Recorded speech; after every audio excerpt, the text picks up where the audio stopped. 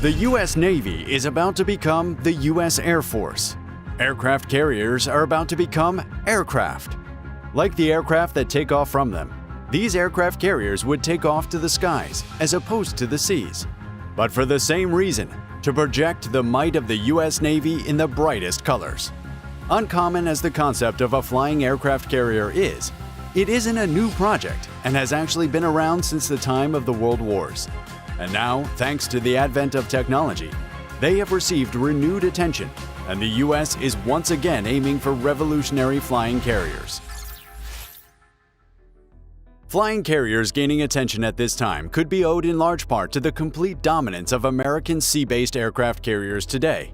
In fact, 25% of the world's aircraft carriers belong to the U.S., and their total deck space is more than double that of all other nations combined. In addition, the members of the lead USS Ford class of these aircraft carriers are far more lethal than every other aircraft carrier in history, and the following features prove that. Number 3. Nuclear power. 2 Bechtel A1B nuclear reactors, the most cutting-edge engines created for use on water, power the USS Gerald Ford. As a result, the carrier would only need to be refueled once over its entire 50-year operational life, as these engines make use of the everlasting nature of nuclear energy. This means USS Ford can run for 25 years at a time without refueling. And with a peak speed of around 30 knots, the supercarrier can access every country on the planet, just in time to pay friendly visits to allies and wreak havoc on enemies. Number 2. New sensors and processing systems. USS Ford features the latest sensors, processors, and weapons needed on an aircraft carrier to maintain that balance of intelligence and lethality.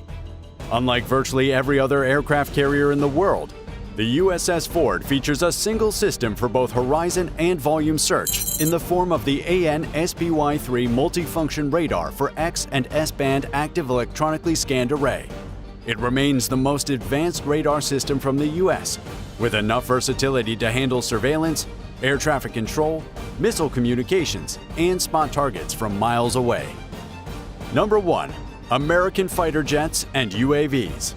Up to 75 fighter jets and unmanned aerial vehicles, or UAVs, can call the USS Ford home at a time, including the Navy's favorite child, the 5th-generation F-35C Lightning II Joint Strike Fighter, whose development program remains the most expensive weapons development program of the Pentagon to date, with a reported cost of $400 billion. The result of such an expensive program is a fighter that really can do it all: close air support, vertical takeoff and landing, and everything in between, cementing it as the modern go-to fighter for the Navy and every other department of the military. That is, until the 6th-generation F/A-XX fighter takes center stage, of course. And for when that happens, the USS Ford is already equipped with the technologies required to host, launch, and recover it. All of these and many more combine to make the U.S. undefeatable on the seas. And so an airborne version of them could make the U.S. undefeatable in the skies, which remains an ultimate goal. And many programs have been created to achieve this goal. Although real flying carrier concepts may not be as dramatic as the fictional helicarrier of Marvel's S.H.I.E.L.D., they're as close as any's gotten in the last 100 years. And going that far back in time means we say hi to the airships.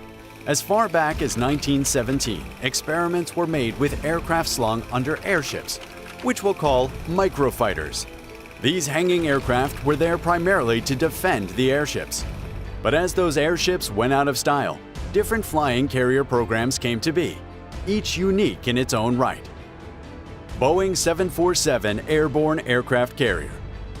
The 1970s came with the U.S. Air Force experimenting with the idea of converting one of its large aircraft into a flying aircraft carrier full of parasite fighters that could be deployed and even recovered in midair. Among the contenders for this role were the Lockheed C-5 Galaxy and the Boeing 747. Boeing would take the lead when they correctly pointed out in their proposal that the 747 offered superior range and endurance when flying with a full payload of an impressive 883,000 pounds. The 747 would therefore be able to carry up to 10 microfighters at a time. Boeing would specially design and build the microfighters to be small enough to be housed within the 747, along with an apparatus that would allow the large plane to carry the fighters a long distance, drop them where they were needed to fight, recover them once again, and refuel them if need be. But some uncertainties would surface, from the fuel range to how well the Boeing microfighters would fare against the advanced threats they were supposed to square off with. Ultimately, the proposal never made it off the page of Boeing's report, but the report did establish that despite the challenges, the concept, although likely costly, was actually technically feasible. Nuclear-powered Lockheed CL-1201.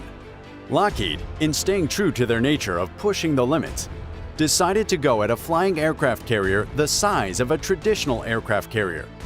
This aircraft or aircraft carrier would weigh a literal groundbreaking 5,265 tons and stand as tall as a 14-story building.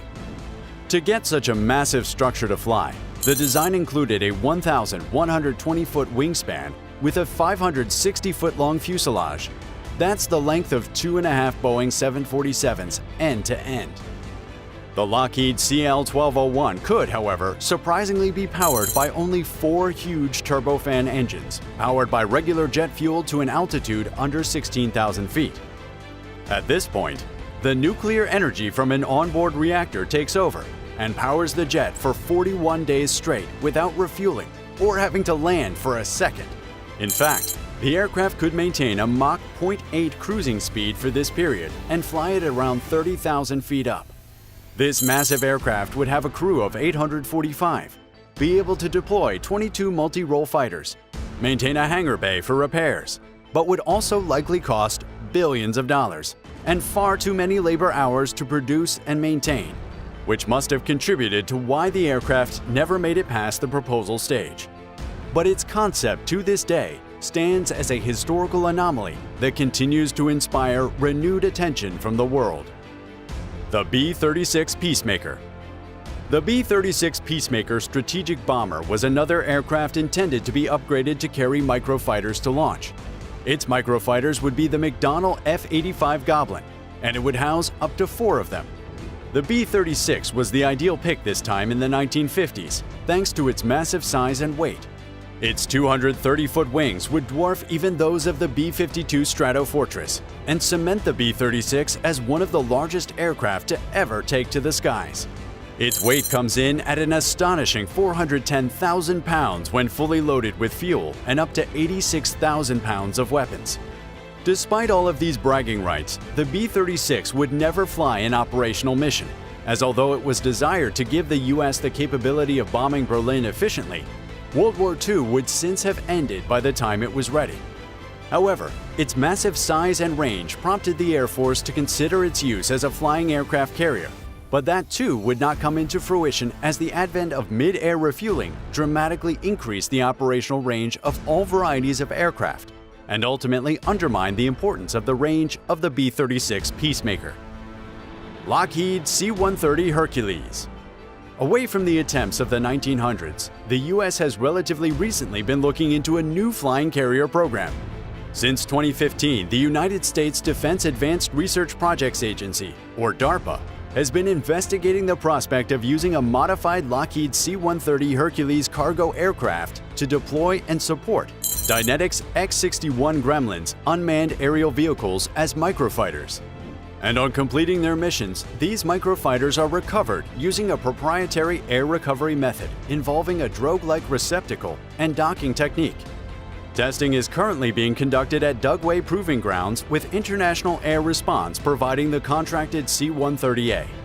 In January of 2022, one of these tests saw DARPA successfully launch an X-61 Gremlin UAV from the bay of the C-130. Should the test get the checkmark and see the aircraft carrier officially launched, it would enable the U.S. to deploy drones from motherships while still outside of enemy air defenses, allowing the drones to go on and engage targets before returning to the airspace around the mothership to be recaptured and carried home for service or repairs. However, the tests aren't all rosy, as despite a test showing that the drone could in fact be deployed by the C-130, the drone itself would be ultimately destroyed after an hour and a half of flight that ended in a parachute failure. but that's likely an easy fix that would be prevented in subsequent tests.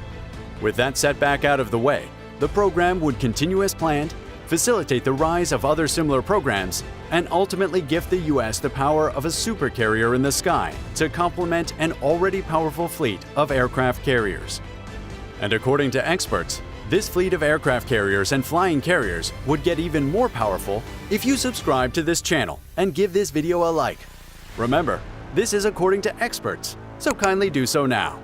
That would be all for this video. Thanks for watching.